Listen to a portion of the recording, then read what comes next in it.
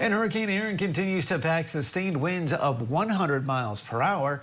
That's good news because it's turning away from the U.S. East Coast. The bad news is it is still causing plenty of pain for those along the nation's eastern coast. Scripps News Group's meteorologist Allie Blake is live for us in our Tampa studio. And what areas could we still see impacted by Erin? Well, Erin continues to be a strong Category 2 hurricane as it moves off the coast of the Carolinas. But Erin is a monster of a storm. I mean, you could just see we have some of the outer bands extending along the Grand Strand of South Carolina, southern North Carolina, up into Nova Scotia, Canada. So that just tells you how big of the storm it is. The good thing is it continues to push out to sea. We don't expect any landfall along the U.S. East Coast. It is moving to the northeast at 18 miles per hour. It should pick up some speed pretty soon and move away. The track of Erin, as of the 11 a.m. update from the National Hurricane Center, still keeps it as a Category 2 storm, but weakening into Category 1 status with winds of 90 miles per hour by around 8 o'clock on Thursday. So by the end of the day today, we should see Erin continuing to weaken, eventually moving well off the coast of Canada on Friday, Saturday, early into the afternoon, and basically as we get to Sunday, we shouldn't see any impacts from Erin here along the east coast of the United States.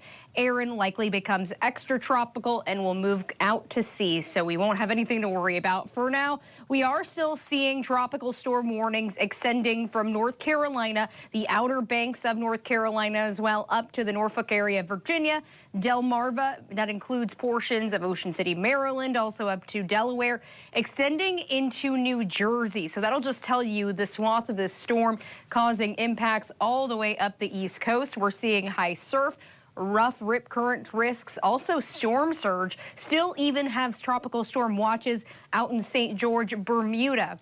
But we are watching, though, for surge that will continue to be, well, on the higher side. Storm surge warnings for the Carolinas. That includes the Outer Banks, which Dare County has a mandatory evacuation in play. So hopefully a lot of people are just staying out of the area. Also, the southern Outer Banks surge up to 2 to 4 feet in some spots. Here's a look at Erin as we get to their hour-by-hour radar. I mean, by about 10 o'clock tonight, we should start to see Erin making more of that northeasterly push, which is exactly what we want to see.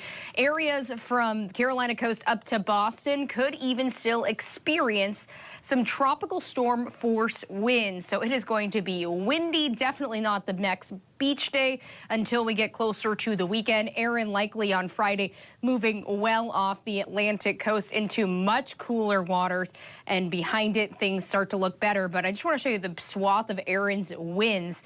This is futurecast winds that show you by 1:30 as we get into the afternoon.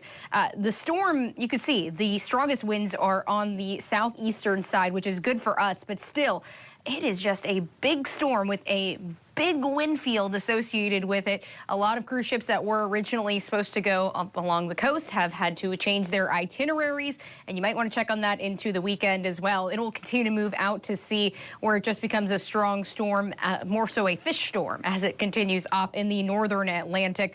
A lot of Erin's winds should eventually avoid us, but they might impact portions of Europe as we get into the earlier portions of next week. Here's a look not just at Erin, but what we're watching behind Erin as well. We do have another system right on Erin's tail with a 70% chance of development over the next 7 days. That likely becomes our next named storm.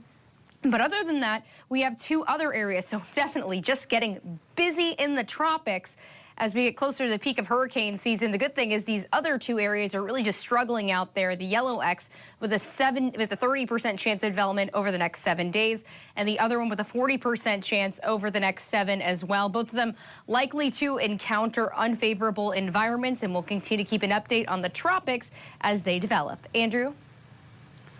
All right, many of us on the East Coast excited to see Erin make her way out. Scripps News Group's meteorologist Allie Blake. Allie, thank you so much.